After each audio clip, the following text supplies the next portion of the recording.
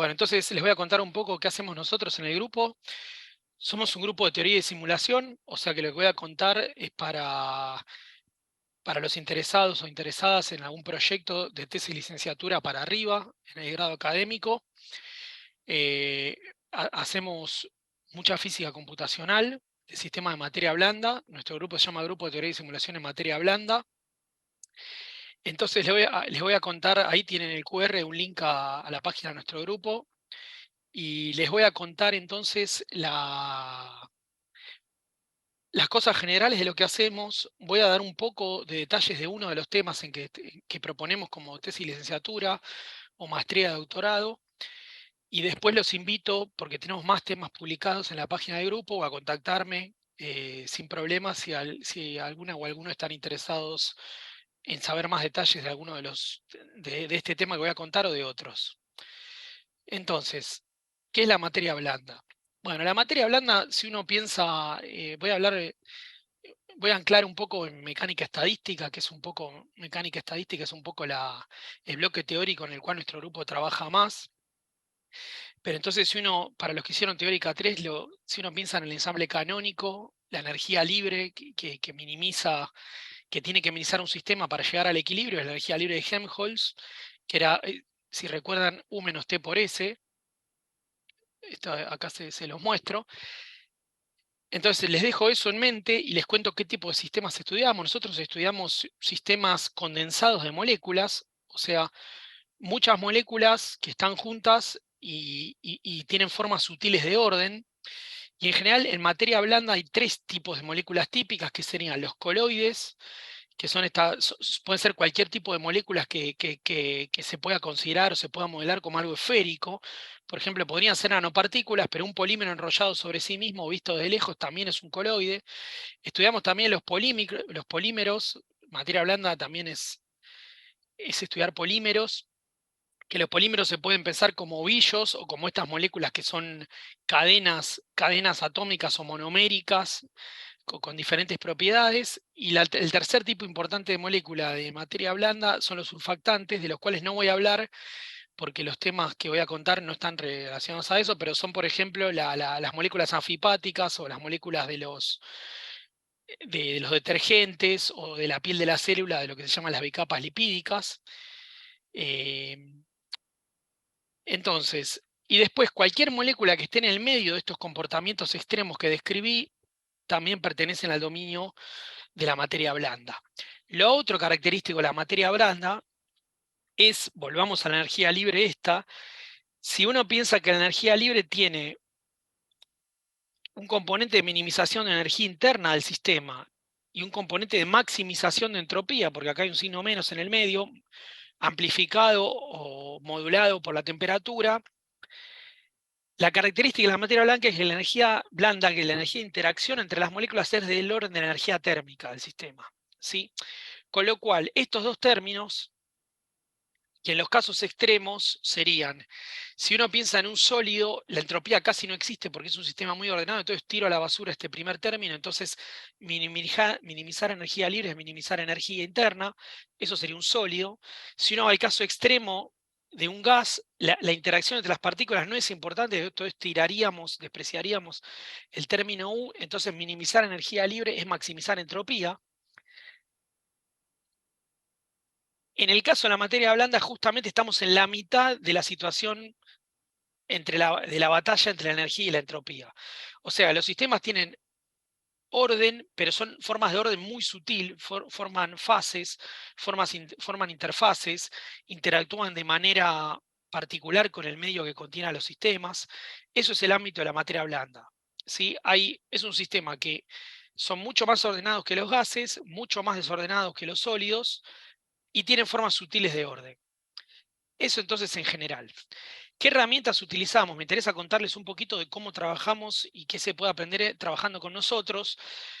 Bueno, estudiamos sistemas en equilibrio, sistemas fuera de equilibrio. Ahora estamos muy especializados en estudiar sistemas con flujos estacionarios de distintas cosas. El ejemplo del tema que les voy a contar hoy es justamente uno de esos casos. Y podemos estudiar distintas fases termodinámicas, estudiar el comportamiento de los sistemas cuando cambian de una fase a otra o de un comportamiento dinámico a otro, y tenemos la capacidad con nuestras técnicas computacionales de reproducir las condiciones experimentales. Podemos calcular cantidades medias, la dinámica de cada molécula, la difusión, cómo se mueve la molécula en el mar de las otras moléculas, la morfología, qué forma tiene la molécula cerca o lejos de tal molécula o de tal superficie. Podemos estudiar fluctuaciones térmicas, las fluctuaciones de una interfase, por ejemplo, y hacemos mucho de dinámica molecular, también hacemos un poco de Monte Carlo y de hamiltonianos efectivos. Nuestras simulaciones se puede empezar con una suerte de experimento virtual, muy limpio y a escala nanoscópica, que tiene muchísima resolución espacial y temporal del sistema que estudiamos. Por supuesto, estudiamos un sistema modelo, codificamos la interacción de estas moléculas en potenciales clásicos en general, o sea que la mecánica cuántica se suele codificar en potenciales clásicos de interacción entre moléculas. Y para los que hicieron mecánica estadística, podríamos decir que lo que hacemos es una suerte de mecánica estadística numérica, ¿sí? Tenemos la capacidad de calcular promedios del ensamble, la cantidad que queremos, de una gran amplitud de sistemas. Por supuesto, eso no es gratis y se hace al costo de una técnica computacional relativamente cara, por eso tienen estos Linux acá trabajando juntos que simbolizan un clúster de supercómputo, que tenemos acá en nuestro departamento, compartida también con otra gente, por ejemplo, con todas nuestras colegas y colegas de cálculos electrónicos. Entonces, trabajando con nosotros se hace mucha física computacional, hay que aprender muchas cosas teóricamente se va a trabajar en mecánica estadística, sobre todo se puede aprender física de no equilibrio y también en el día a día se usa la computadora de muchísimas maneras, ¿sí? O sea, es un trabajo donde hay que sentarse y hacer cálculo de supercómputo. No tiene una cantidad tremenda de programación, pero un poquito hay que programar, hay que aprender scripting, hay que juguetear un poco con técnicas de paralelización, aunque en general para los temas de tesis y licenciatura no les pedimos que hagan eso. Entonces acá lo que les voy a mostrar es un poco ya entrarme en el tema que les propongo. Entonces lo que ven acá es un tema en el cual vamos a estudiar el flujo de calor. O sea, no hay flujo de partículas, sino de calor. El antecedente de este tema justamente es una tesis de licenciatura para el programa del Departamento de Física de la UBA, de la tesis de Historia de Física, en la cual trabajó María Fiora. Y acá les muestro dos casos sencillos, como para comentarles algo. La foto que ven son de simulaciones reales, y la idea es estudiar transferencia de calor en una interfase líquido-vapor a escala nanoscópica, con dinámica molecular, mecánica estadística y física de no equilibrio.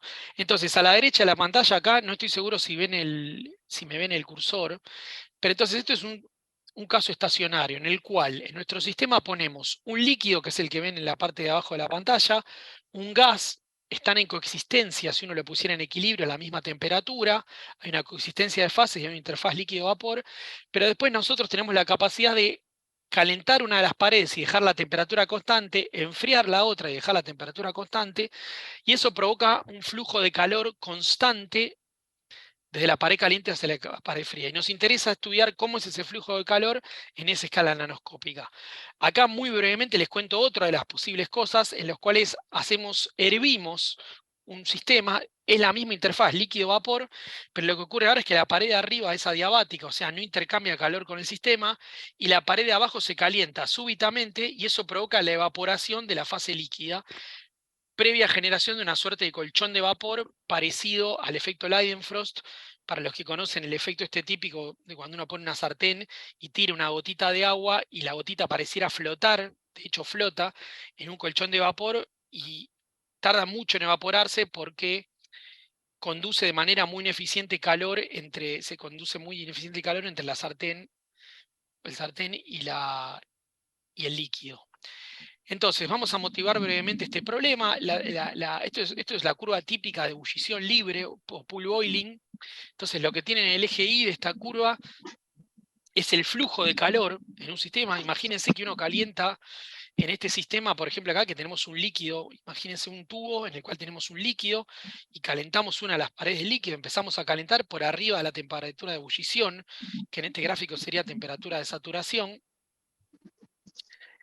Entonces, cuando uno empieza a aumentar la temperatura de la pared, que sería T-wall, o la temperatura de la sartén, si quieren, empieza a aumentar el flujo de calor. Aumenta el flujo de calor, a mayor temperatura, a mayor flujo de calor.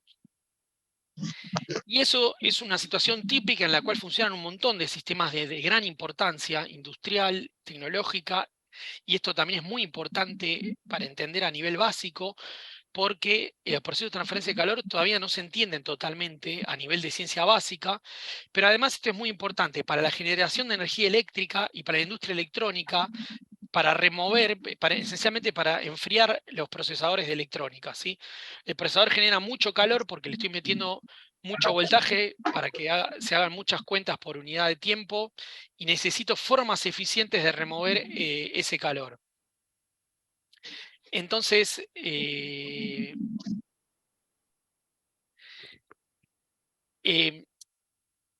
si uno piensa, por ejemplo, también, por ejemplo, en reactores nucleares o en centrales térmicas, la temperatura de trabajo de esas centrales o de los reactores nucleares sería el punto verde que están viendo en pantalla, donde necesitamos que se transfiera la mayor cantidad de calor por unidad de tiempo. Entonces uno quiere que el reactor trabaje a la temperatura más alta posible para que se acceder a la mayor densidad de energía posible por unidad de tiempo. Si evaporo mucho, si genero mucho vapor por unidad de tiempo, tengo más energía para transmitir a la turbina, que a su vez generará más electricidad. Pero hay un pequeño problemita, que es el que ven acá en este gráfico, que es que si uno continúa aumentando la temperatura de esa sartén o de ese reactor nuclear, por ejemplo, llega un momento que en vez de transferir más cantidad de calor por unidad de tiempo, o sea, la máxima cantidad de calor es el punto B que están viendo ahí, si incremento la temperatura un poquito por encima de ese punto, en lugar de subir la transferencia de calor, baja. Porque empieza a aparecer el colchón que le mostré en la transparencia anterior, ¿sí? Mientras que el colchón esté de esta manera como está acá, es decir, con los bolsillos de vapor en el centro del líquido, la transferencia de calor es muy muy buena, pero en algún momento siempre ocurre que los bolsillos de vapor se van hacia la pared, entonces la transferencia de calor, la cantidad térmica del vapor es muchísimo menor que la del líquido, entonces empieza a bajar en lugar de subir. Por supuesto, eso para un reactor nuclear sería una catástrofe, entonces uno tiene que cuidar de trabajar en este régimen de punto verde y nunca pasarse de eso, porque lo que ocurriría es que esa mayor temperatura, en vez de transferirse más calor, por ejemplo en este punto, se transferiría menos calor, ¿sí? Entonces la temperatura de operación segura de un montón de cosas es en el punto verde que están viendo ahí, y el objetivo del lado científico es buscar cosas, buscar mecanismos que aumenten la temperatura del punto B, del máximo del critical heat flux, ¿sí? Del máximo punto de transferencia de calor, para poder aumentar la temperatura de operación de estos dispositivos y por lo tanto para poder aumentar la densidad de energía que generan estos dispositivos o que remueven si pensamos en dispositivos electrónicos. Entonces, un camino típico que se utiliza es la estructuración de superficies. Funcionalizar con moléculas a diferentes maneras la superficie de la sartén, si quieren. Acá tienen algunos ejemplos. Todas estas cosas que ven acá mejoran la transferencia de calor. Entonces acá tienen, por ejemplo, nanohilos que mejoran la transferencia de calor. Acá tienen nanopilares, que la idea es que tocan la fase líquida, aunque en el medio haya fase vapor. Entonces los intersticios de estos pilares hay fase vapor, pero el pilar sigue tocando el líquido y por eso logra una buena transferencia de calor, a pesar de que entremos a la zona S en la cual se genera una fase vapor entre la fase líquida y la superficie que tengo caliente. Acá tienen una superficie que tiene una jerarquía de diferentes cosas. Fíjense que esto es una suerte de pilar, como ven acá a la izquierda, pero con polímeros revistiendo esos pilares. Acá tienen una cosa muy interesante, que es que tiene una mezcla de superficie hidrofílica e hidrofóbica.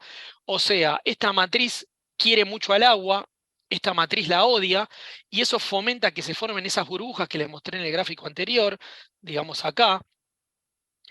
Se fomenta la formación de estas burbujas y eso mejora la transferencia de calor. ¿Sí? Y acá estos pilares son parecidos a estos de acá arriba, estos son moléculas de cobre sinterizadas, acá tienen un tejido. Todos estos tipos de nanoestructuración todo lo que ven ahí son imágenes SEM, o sea, Scanning Electron Microscopy, mejoran la transferencia de calor.